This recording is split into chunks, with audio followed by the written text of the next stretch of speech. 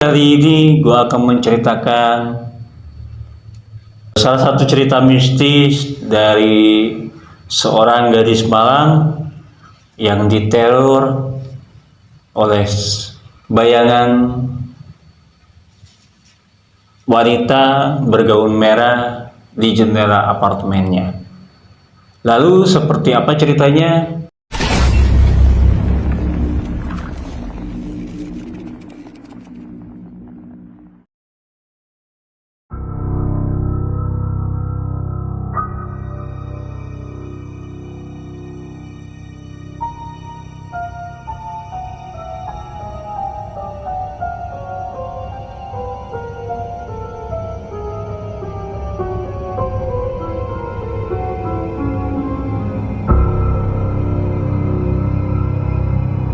Assalamualaikum warahmatullahi wabarakatuh. Sampurasun. Balik lagi bareng gue Fikri Taufik di Rumah Gudang Misteri.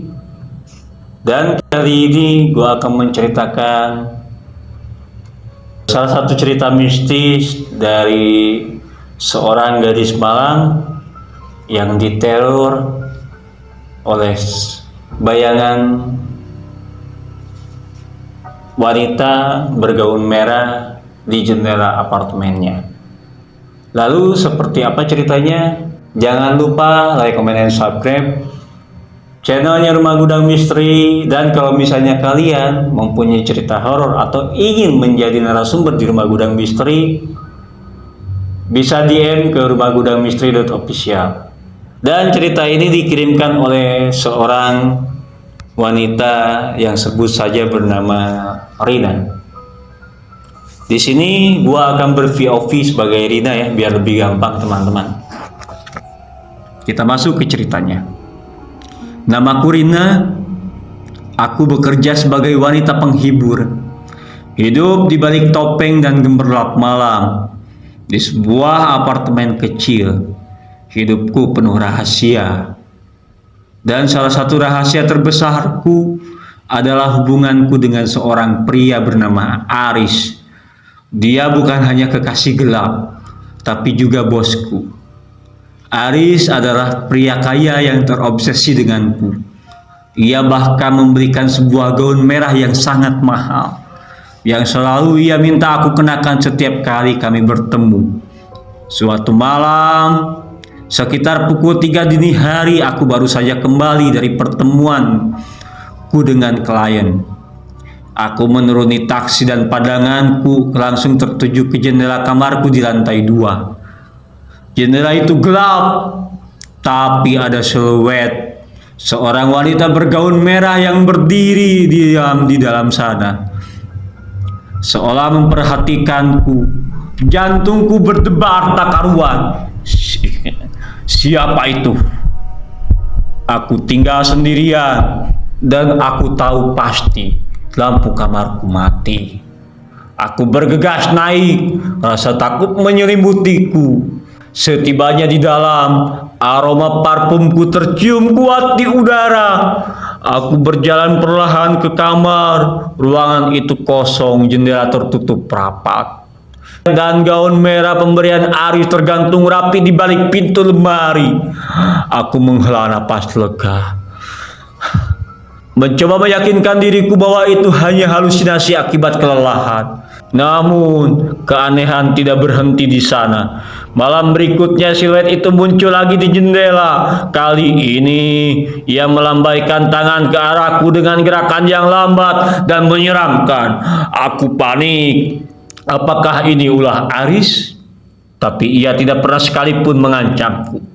Beberapa hari kemudian, sebuah paket kecil tergeletak di depan pintu apartemenku. Isinya sebuah boneka perempuan kecil dengan gaun merah dan sebilah pisau mini yang terukir nama Rini. Namaku Rina, bukan Rini. Siapa Rini? Aku teringat pada percakapan terakhirku dengan Aris. Ia bercerita tentang istri pertamanya yang meninggal karena kecelakaan mobil saat ia berselingkuh denganku. Istri Aris yang juga seorang wanita panggilan bernama Rini. Ia selalu memakai gaun merah yang sama persis dengan Aris berikan padaku. Rasa dingin merambat di punggungku. Apakah ini balasan? Puncaknya terjadi pada satu malam. Aku baru saja pulang dan menemukan jejak kaki yang basah yang mengarah dari pintu depan ke kamar tidurku. Jejak itu berhenti tepat di depan lemari pakaian. Pintu lemari sedikit terbuka dan dari celahnya aku melihat gaun merah itu meneteskan air mata.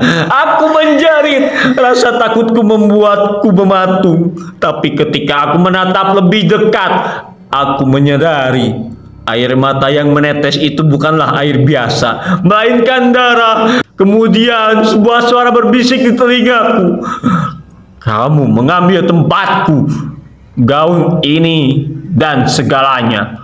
Suara itu terdengar seperti suara wanita yang kesakitan. Aku memberanikan diri untuk mengintip lebih dekat ke dalam lemari.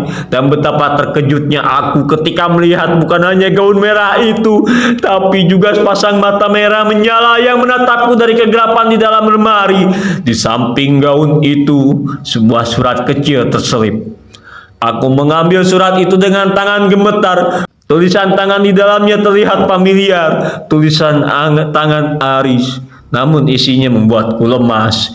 Isi surat itu adalah pengakuan Aris. Ia mengatakan bahwa ia tidak pernah berselingkuh denganku. Ia berselingkuh dengan Rini dan ia membunuhnya karena Rini mengancam akan membocorkan rahasia perselingkuhan mereka.